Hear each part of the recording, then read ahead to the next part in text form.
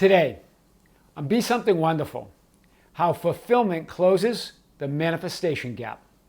I am your host, Tom Karen, and this is the Be Something Wonderful studio of higher consciousness, where we help you level up and become the best version of yourself. Creators, welcome back. I had an amazing session yesterday with one of my clients, and she was asking about divine timing and how whether things are really meant to be. She's been waiting a while, right? This is what she, in her words, waiting a while for one of her manifestations, right? And now she's just writing it off to divine timing, saying that she believes it will come, but she believes or she's acquired the belief that it's divine timing, that if it's meant to be, it's meant to be. So I want to hit this idea of divine timing today and more. Here's what I want to say, and this is what I said to her, and we really had a huge breakthrough, and she's going to see some movement now. That divine timing is now. It's all right now. God wants you to have that now, right? Be careful of using divine timing as an excuse. We've talked about this, to not align with your desire, or an excuse to wait for it, right? Remember, waiting is reacting. Waiting is a state of being, right? Waiting is creating. It's creating, but it's not creating what you want, it's creating more waiting, right? We've talked about this. Waiting is resistance, right? Don't use the idea of divine timing to justify your waiting or to justify any limitations, right? That it's up to the divine to do it, right? Because remember, you are divine timing, or as a reason not to align with your desire, or as an excuse, right? It's really, sometimes we use the idea of meant to be or divine timing to argue for our limitations, right? Where nothing's meant to be unless you say so. You get to determine it. You call the shots on that, right? Remember, God only knows fulfillment now. God knows nothing of non-fulfillment and nothing of waiting. So you're creating the waiting, you're creating the non-fulfillment. It's already there, right? Everything happens or doesn't happen in the perfect time, according to divine timing, but not for the reason you think, because you are divine. For the reason of you are the reason. Whether you're in fulfillment or not, whether you're lined up with it or not, what do you think, feeling, believing, and assuming? Right? So that's what we mean. And I've talked, there are several other videos that unpack divine timing from a different direction. But today, I want to go on what this client really wanted unpacked in her session. Divine timing is the time it takes for you to fully align with and embody your desire, to feel that divine embodiment of your desire real. That's divine timing, right? That divine timing, or what some call the gap between your desire and the 3D manifestation of your desire. It's not about waiting for it. It's not about that it's an arbitrary time, that you'll get it eventually if you just wait and persist in the waiting. Nothing to do with that, right? Closing the gap. How do you close the gap? Closing the gap doesn't lead to fulfillment, right? We were talking about that. She goes, well, what about this gap between the time I have my desire and the 3D manifestation? It will eventually, divine timing leads to fulfillment. Well, guys, that's not it. It's closing the gap doesn't lead to fulfillment. Rather, fulfillment closes the gap. Hear this.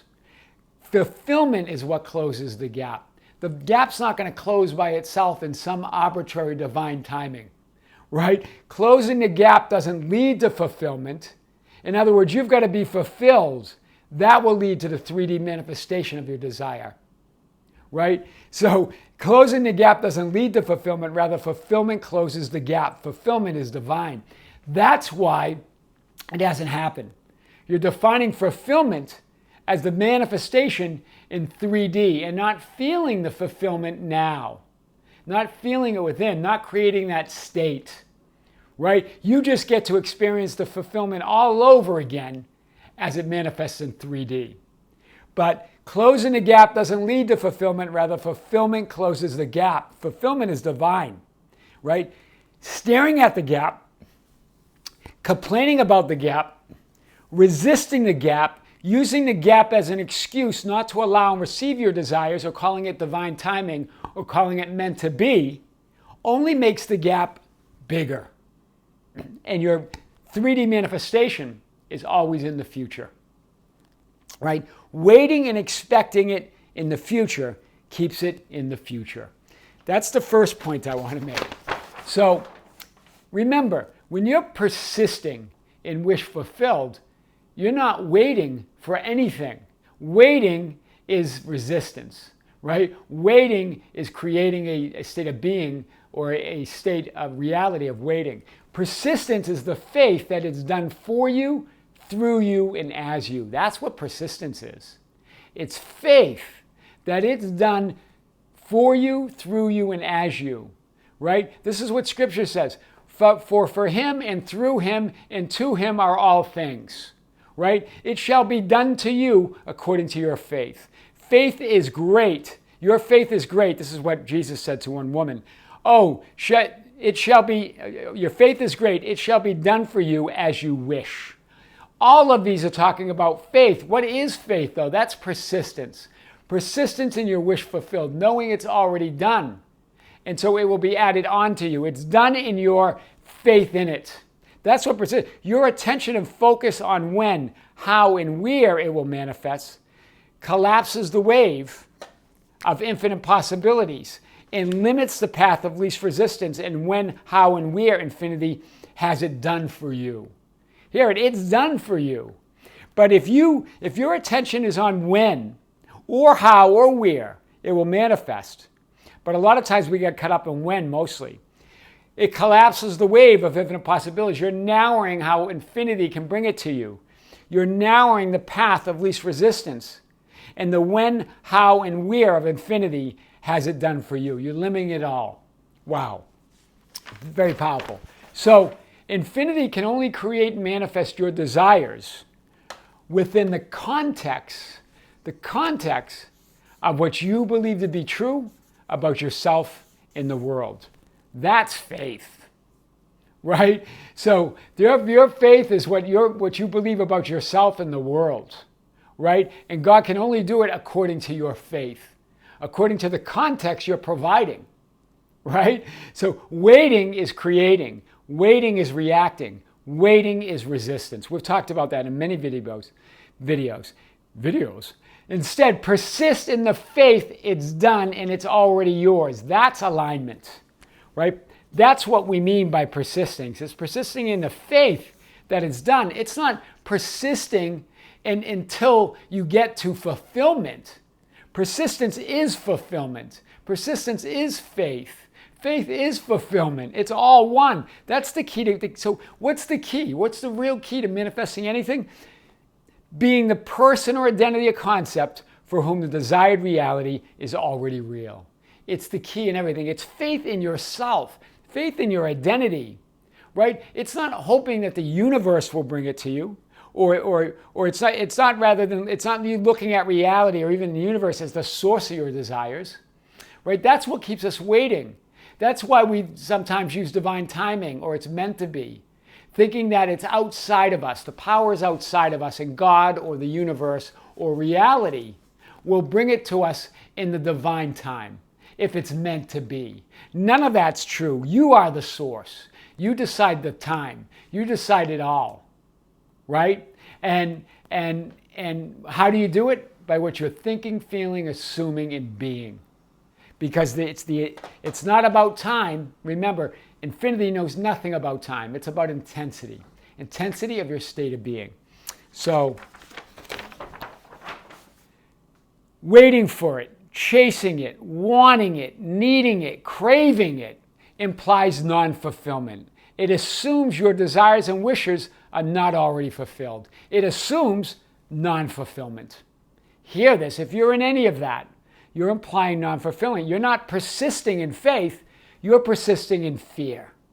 Do you hear this? You're persisting all right if you're chasing it or waiting for it or wanting it or needing it, but you're persisting in fear, not faith, right? The world cannot be what you are not already being. The world cannot give you what you're not giving yourself, right? Your desires are never delayed and never denied, ever, right? Only you can do that, right? When you become focused on and identified as the desired reality, no earthly power can stop it from manifesting, right? Now remember, the only requirement is without resistance, right? When you become focused on and identified as your reality without resistance, without waiting for it, without wishing for it, without hoping for it, without needing it, without attachment to it, then it must manifest in 3D. No earthly power can stop it, right? Without the baggage of craving, needing, wanting, making something happen out there, or the how, the when, the how, the when, the how, and the where. When you drop all that baggage, when you get rid of all that resistance, it must manifest in 3D reality. So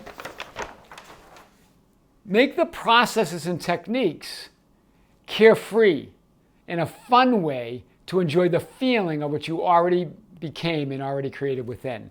That's the way to use techniques and processes to enjoy what you have already created within, right? That what we discovered yesterday is the processes have become tiring, where you didn't even want to do them anymore, right? And just wanted to give it to all divine timing, right? Just say it's meant to be, it's divine timing, right? Using that as an excuse, using divine timing as an excuse not to align. Align is just being aligned. The process is just to enjoy that state you've already created within, that inner reality, right? Persistence is not about struggling to hang on to the feeling of fulfillment until it feels good or manifests. Persistence is resting in the faith and fulfillment that it's done. Wow. Hear this. Big distinction. Persistence is not about struggling to hang on to the feeling of fulfillment until it manifests. Right? I'm going to hang on until I can feel that fulfillment. That's not persistence. Persistence is resting in the faith and fulfillment that it's done. It's not about doing processes until you finally feel, until it finally you feel fulfilled and it manifests. It's feeling fulfilled, resting in that, and then it must manifest. It's about allowing it to already exist and have being in your consciousness.